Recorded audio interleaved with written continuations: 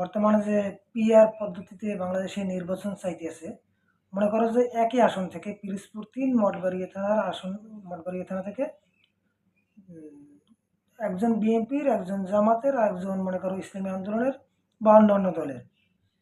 এখন যদি তারা সিলেক্ট করে যে বিএনপির লোকও ওইখানে তারা পিআর পদ্ধতিতে ওইখানে সংসদ সদস্য হবে, জামাতেরও হবে, অন্য দলের হবে, এটি কি সম্ভব?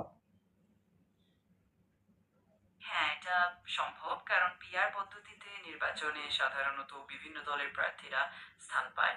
একাধিক দল থেকে প্রার্থীরা নির্বাচনে অংশ নিয়ে পার্লামেন্টে আসতে পারে। তাই যদি তারা সিলেক্ট করে, তাহলে সেটা একদমই সম্ভব। এটা অনেক দেশে দেখা যায়। তুমি কি আরো কিছু জানতে চাও বা কোনো বিষয়ে সাহায্য লাগবে? জি, একই আসন থেকে কি ৩ জন সংসদ সদস্য সংসদে যাইতে পারবে? একই আসন থেকে? হ্যাঁ, পিআর পদ্ধতিতে একই আসন থেকে একাধিক প্রার্থী নির্বাচিত হতে পারে, কারণ সেখানে ভোটের অনুপাতে আসন বন্টন হয়। তাই একাধিক দল থেকে একাধিক প্রার্থী আসতে পারে।